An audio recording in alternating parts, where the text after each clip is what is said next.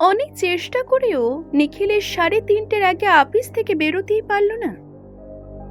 Marwari farm, কাজ শেষ না করে বেরোবার উপায় নেই। শনিবারের হাফ ডেটাও বলে কিছু নেই। অফিস থেকে বেরিয়েই নিখিলেশ ছুটল হাওড়া স্টেশনে। 4:15 লোকাল ট্রেনটা তাকে ধরতেই হবে, নইলে ফিরতে ফিরতে রাত হয়ে যাবে। নিখিলেশের অফিস পাড়ায় বন্ধু হলো অখিল। পাশাপাশি অফিসে চাকরি করে। টিফিনের সময় বাইরের ফুটপাতে খাবার খেতে কি আলাপ। তা অফিস পাড়ায় ফুটপাতে দোকানিরা খাবারের যা পয়সা সাজিয়ে বসে, তা দেখে জিভে জল এসে যায়। অস্বাস্থ্যকর কিনা সেটা ভেবে দেখার সময়ই থাকে না। যার পকেটে যেমন পয়সা তেমনই বেছে নাও। নিখিলের সাধারণত 2 পিস টোস্ট আর একটা সিঙ্গাপুরি কলা দিয়ে টিফিনটা সারে। কিন্তু ডিমের ডালনা বা চপ কাটলেট মাঝে মাঝে যেমন হাতছানি দেয়, টানাটানি থাকলেও লোভ সামলাতে পারে না।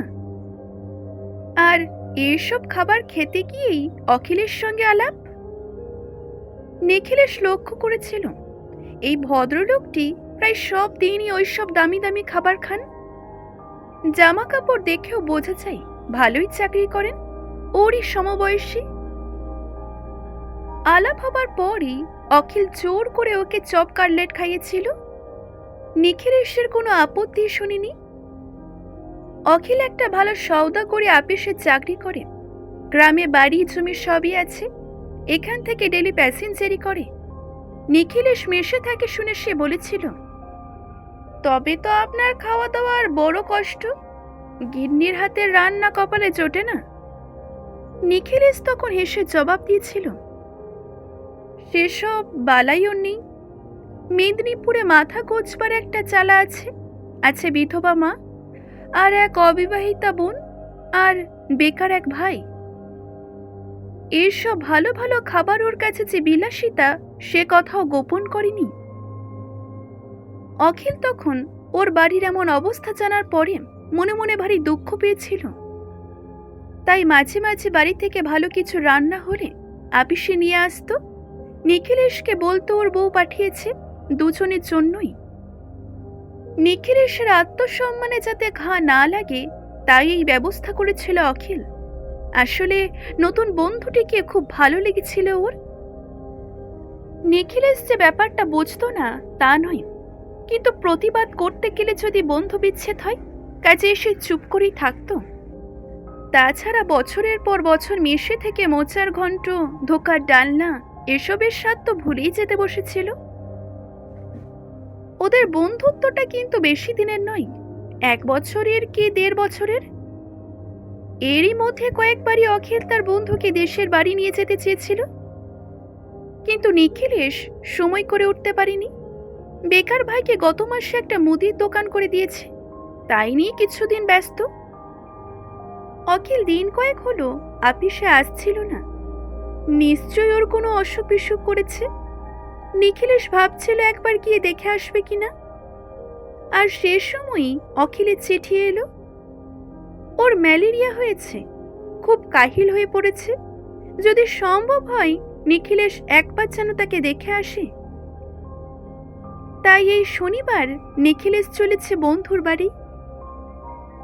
হাওড়া স্টেশন থেকে 1.5 ঘন্টার পথ। লোকাল ট্রেন ছাড়া কোনো গাড়ি থামে না বলে সময়টা একটু বেশি লাগে। 6:45 ও যখন ট্রেন থেকে নামলো, তখন শেষ বিকেলের আলো ছড়িয়ে পড়েছে চারিদিকে। তারপরই ঝপ করে অন্ধকার নেমে আসবে। স্টেশনে বেশ কিছু লোক নেমেছিল। তাদের 2-1 জনকে অখিলের বাড়ির রাস্তাটা জিজ্ঞাসা করতেই একজন বলল সে নাকি সে পাড়াতেই থাকে। অখিলের বাড়ি ছাড়িয়ে 2টো বাড়ির পরেই সে থাকে, কাজেই নিখিলেশ তার সঙ্গ নিল। কাঁচা রাস্তা, আশেপাশে দালান কোঠা চোখে পড়লেও জায়গাটার তেমন উন্নতি হয়নি, পাড়া গাঁই বলা চলে। পথে 2 পাশে ঝোপঝাড়, রাস্তায় কোনো আলোই নেই। গোটা 2 মোড় পেরোতে হলো।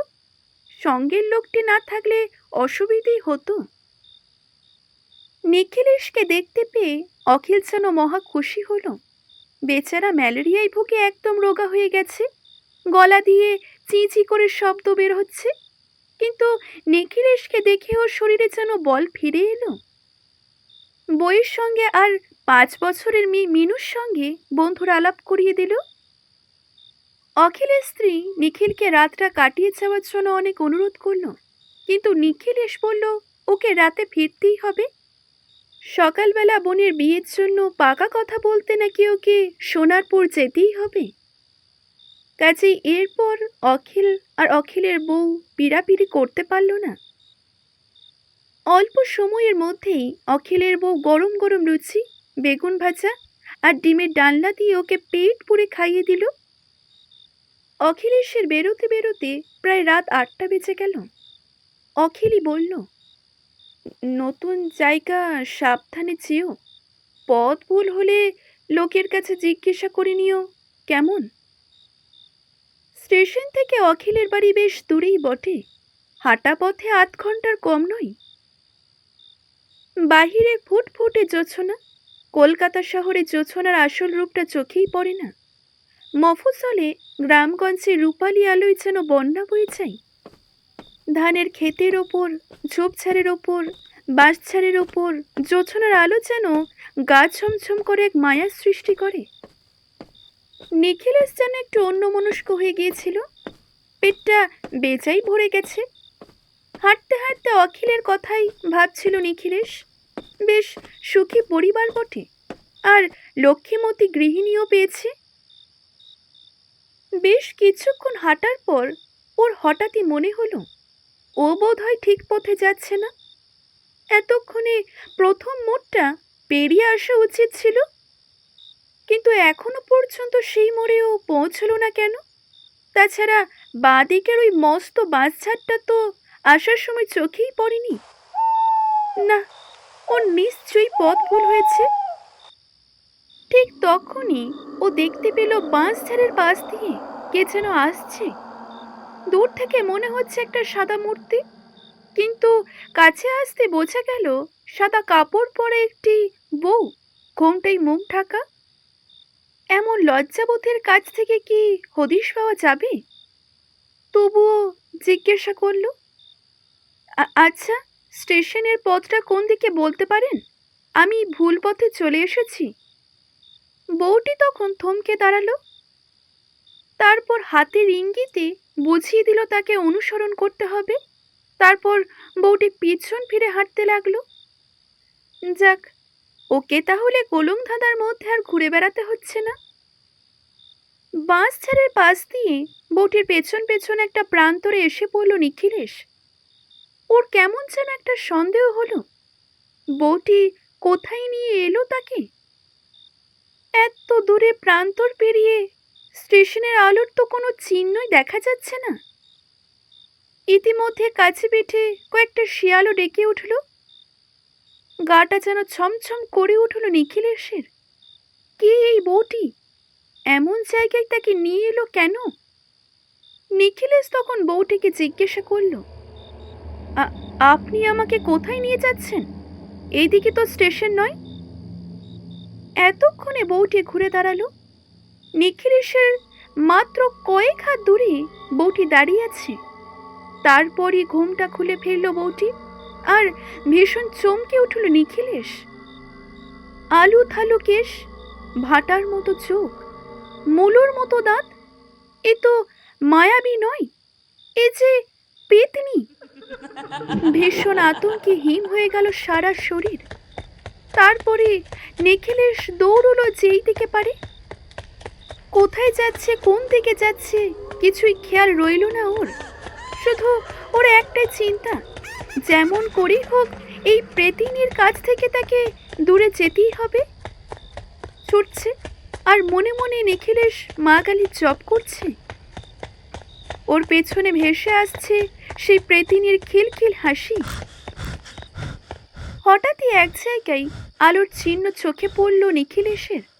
কেউ যেন আগুন জ্বালিয়ে কিছু করছে। পরিমরি করে সেই দিকে ছুটল নিখিলেশ। আগুনের কাছে এসে সে আবার চমকালো। একজন জটাধারী মানুষ আগুন জ্বালিয়ে ধ্যানে মগ্ন হয়ে আছেন। সামনে রয়েছে একটা কমণ্ডলু আর একটা মরার মাথার খুলি, আরো কিছু পুজোর সামগ্রী, আর সামনে রয়েছে শ্মশানকারীর একটা ছোট্ট মূর্তি। নিখিলেশ বুঝতে পারল ও একটা শ্মশানে দাঁড়িয়ে আছে, আর যিনি ধ্যানমগ্ন তিনি হচ্ছেন একজন কাপালিক। স্টেশনের পথ দেখাবার ছলে ওকে এই শ্মশানে নিয়ে এসেছে সেই প্রেতিনীটা। বোধ হয় তাকে সাবার করবার মতলবে ছিল। আশেপাশে কিছু মানুষের হাড়গোড়ও চোখে পড়ল ওর। নিখিলেশ তখন সেই কাপালিকের পায়ে লুটিয়ে পড়ল।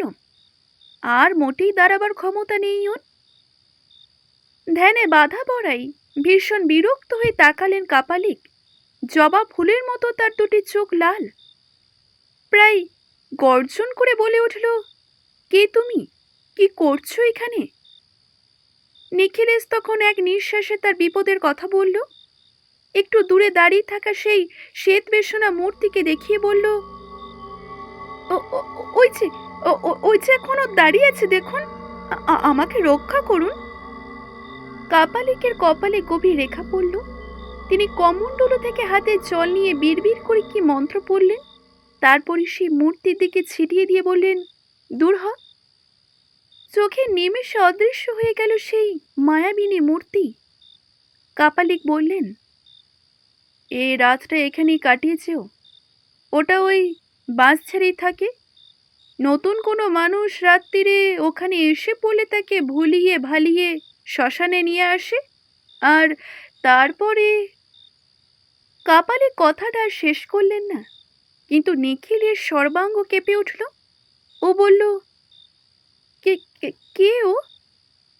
কাপালিক বললেন, যখন ও বেঁচে ছিল ওর নাম ছিল শুধু বামুনি। বিধবা, ছেলে মেয়ে ছিল না, খুব দুষ্টু ছিল স্বভাবের, আর ওর ঝগড়ার চোটে লোকের গাঁ ওকে একঘরে করেছিল। ও নাকি বলেছিল পেতনি হয়ে সবার ওপরে শোধ নেবে। পুরুষ মানুষের ওপরই ছিল ওর যত রাগ। ওই বাঁশ ছাড়েই গলায় কাপড় দিয়ে ঝুলেছিল ও। যাক, আর কথা নয়, তুমি এখানে শুয়ে পড়ো। তারপরই তিনি চোখ দুটো বুঝলেন। ভীষণ উত্তেজনায় অবসন্ন হয়ে পড়েছিল নিখিলেশ।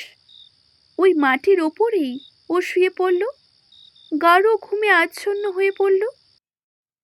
কখন যে ঘুমিয়ে গেছে সে আর টেরই পেল না। ঘুম যখন ভাঙল তখন পূব আকাশে লাল হয়ে এসেছে। কাপালিক তখনও ধ্যানমগ্ন। একটু পরেই তিনি চোখ খুললেন। তারপরই তিনি বললেন, আর ভয় নেই। দিনের বেলায় ওদের কোনো ক্ষমতা থাকে না, তুমি এবার যেতে পারো। দিনের আলোয় গত রাত্রের ঘটনা যেন মনে হচ্ছিল দুঃস্বপ্ন। তবুও বাঁশঝাড়ের পাশ দিয়ে যাবার সময় গাটা যেন কেমন ছমছম করে উঠল নিখিলেশের। কোনো রকমে পা চালিয়ে সে জায়গাটা পার হলো নিখিলেশ। এখানেই শেষ করছি আজকের এই গল্পটি। আজকের এই গল্পটি যদি ভালো লেগে থাকে অবশ্যই একটি লাইক করবেন, শেয়ার করবেন এবং কেমন লাগলো জানাতে ভুলবেন না। ধন্যবাদ।